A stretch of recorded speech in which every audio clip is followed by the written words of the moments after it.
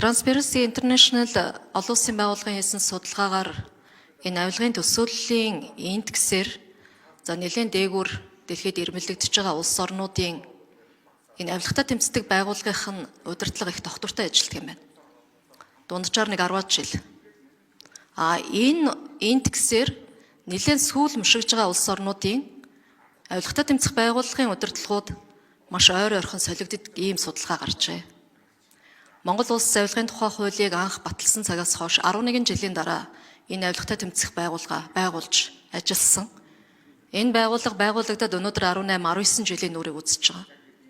Эхний 12 жил дөрвөн дарга ямар нэгэн шалтгаанаар солигдсон байдаг.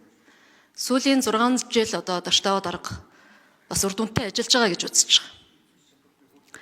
Бид ер нь Монгол улс авилгатай тууштай, доктортой тэмцэх тэмцэлэл бидэнд чухал байна. Сүүлийн 5-6 жил Монгол Улсын засгийн газар оюутан сайд бас манлайлж энэ чиглэлээр тодорхой ажлуудыг санаачлаг хэрэгжүүлж байгааг авилгатай тэмцэх газрын хамт олон бас үр дүнг нь гаргаж яваа гэж боддгийг. Бид их том үр дүн хүсэж байгаа юм л да. Манай нийгэмд 20-30 жил бугшчихсан энэ авилгын суур эдээгээ нэг 5 жилийн дотор шахаад гаргачих байсан юм шиг л үр дүн нэхэд байгаа. Дийлдэхгүй эрх мэдэлтэй, мөнгөтэй, улс үндэстэн дамж амьдарсан ийм бүлэг этгээдүүдтэй болцсон улс шүү дээ манайх. Маш урт гартай, маш олон салаа мөчөртэй. Тэгэхээр энэ асуудалтай тэмцэхэд биднэрт тогтвортой бодлого, тогтвортой удирдлага, тогтвортой ажиллагаа хэрэгтэй л гэж ойлгож байна.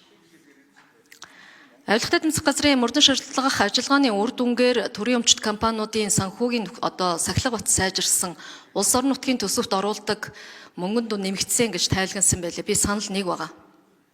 Би төрийн өмчт компанид удирдах албан тушаал эрхэлж ирсэн хүн.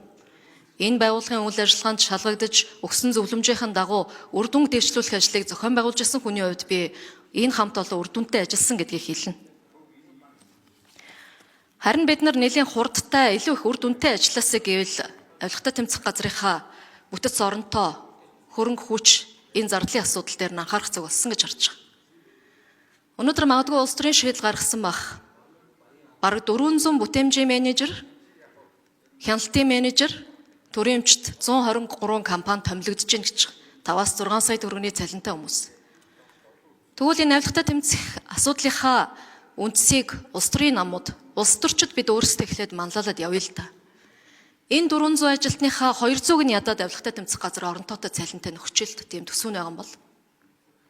Тэгэх юм бол харин тэр нэг төрийн өмчт компани дээр нэг хүн хяналт тавих гэж, нэг хүн бүтээмж дэвшлүүлэх гэж очихоос чинь илүү их үр дүн авилгын индекс бууруулсан асуудлууд чинь харин гарч ирэх байхаа гэж ингэж бодож байгаа. Тийм учраас авилгатай тэмцэх газар, прокурорын байгууллага, энэ цагдаагийн байгууллага, хууль хүчний байгууллагуудын үйл ажиллагааг бид аль болох улс төрөөс ангид байлгаж, тогтвортой урт хугацаанд үргэлжлүүлж иж энэ зорьсон зорилго том зорилтын үр дүн хэрэгжинэ гэж ингэж бодож байгаа гэдэг саналаа бол илэрхийлж байна. Ингээд даштаваа дараад бас амжилт хүсье. Энэ авилгатай тэмцэх тэмцэлд авилгатай тэмцэх газар биш, авилгын эсрэг бүх байгууллага, бүх хууль тогтоомжондоо энэ заалтаа бид нар оруулж өгч, бүх байгууллага, бүх албан тушаалтан санаачилж иж энэний үр дүнд хүрэх ёстой шүү гэдгийг бас хэлхийг хүсэж байна. Баярлалаа.